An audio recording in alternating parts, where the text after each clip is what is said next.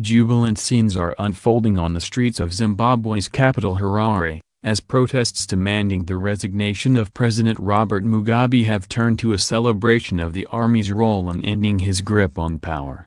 BBC correspondents say protesters are hugging soldiers in the crowd and cheering for them. One man told the BBC the day was about a new beginning. The rally is supported by the army and members of the ruling ZANU-PF party. War veterans, who until last year were loyal to the president, are also saying Mr. Mugabe should quit. A BBC correspondent in Harare says this is a watershed moment and there can be no return to power for Mr. Mugabe. A man arriving at the rally said, "As Zimbabweans, we are saying to our army, thank you very much for the peaceful intervention. And it's time for the masses of Zimbabwe to say, Mugabe must go and must go, like yesterday. We can't wait to see his back. For us, it's about a new beginning. For us, it's about the end of authoritarian rule and we are going to take our Zimbabwe back." Mr. Mugabe, 93, had been under house arrest since the army takeover on Wednesday,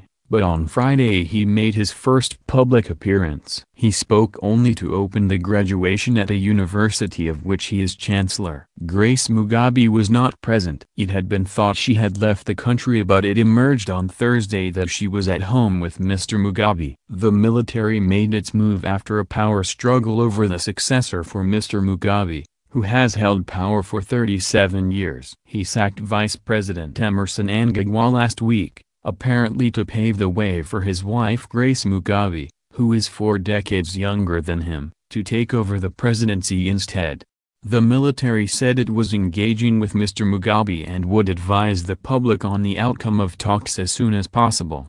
Mr. Mugabe has led Zimbabwe since it gained independence from Britain in 1980. Fear has lifted overnight. Analysis by the BBC's Andrew Harding in Harare. Euphoric crowds are surging through the center of Harare, chanting "he must go" and waving placards demanding President Mugabe's immediate resignation. People are sitting on their cars, horns blaring, and on top of buses, holding Zimbabwean flags. "This is a revolution," said one man emerging from a supermarket to join the protesters. "It has been a long time coming. For years such scenes have been unthinkable in Zimbabwe, but the army and governing ZANU-PF gave these rallies their blessing, and the fear that held back so many people appears to have lifted overnight.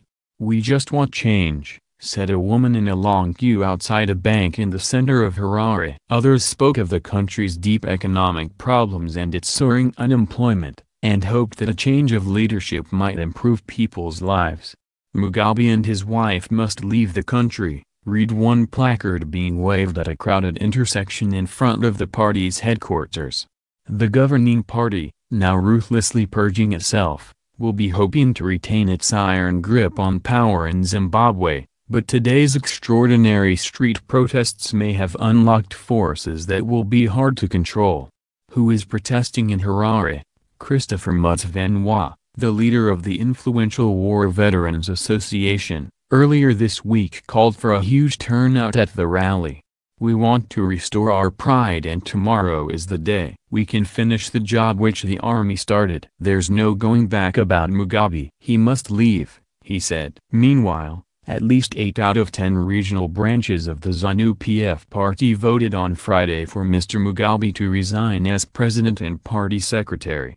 In an unprecedented broadcast, several regional leaders appeared on state TV saying that he should step down. They also called for Grace Mugabe to resign from the party, and for Mr. Mnangagwa to be reinstated in the party's central committee. The party's members agreed to mobilize support for and attend Saturday's rally. The party is planning to hold a special central committee session over the weekend to discuss the crisis. The BBC's Ansoy says the sight of ruling party supporters, war veterans and civil society at the anti-Mugabe rallies is unprecedented. Separately, the Zimbabwe Defense Forces, ZDF, said in a statement on Friday it had been approached by organizers of the rally, which it described as a solidarity march. The statement went on, "ZDF is therefore advising the nation that for as long as the planned march remains orderly, peaceful, and without hate speech and incitement to cause violence. It fully supports the march. Liberal groups opposed to the president have also backed the protest. The leader of last year's #ThisFlag protests, Evans Mwarire, urged people to turn up. How did we get here? Soldiers seized the headquarters of Zimbabwe's national broadcaster ZBC on Wednesday, and loud explosions and gunfire were heard. Major General Sibusiso Moyo then read out a statement on national television, assuring the nation that President Mugabe and his family were safe. The military was only targeting what he called criminals around the president, he said, denying that there had been a coup. On Thursday, Mr. Mugabe was pictured smiling as he took part in talks with an army general and South African government ministers at State House, but sources suggested he might be resisting pressure to resign. Zimbabwe latest. What we know so far. How can you tell a coup is happening? Zimbabwe media slow to cover takeover. What has been the reaction around the world? U.S. Secretary of State Rex Tillerson urged a quick return to civilian rule, but also said the crisis was an opportunity for Zimbabwe to set itself on a new path. Chinese Foreign Ministry spokesman Zhang Shuang said Beijing was hoping for stability and a peaceful appropriate resolution. UK Foreign Secretary Boris Johnson warned against a transition from one unelected tyrant to another. Botswana's President Ian Khama said regional leaders did not support Mr. Mugabe staying in power. Alpha Condé, the chairman of the African Union, a key regional bloc, said the takeover seems like a coup and demanded a return to constitutional order.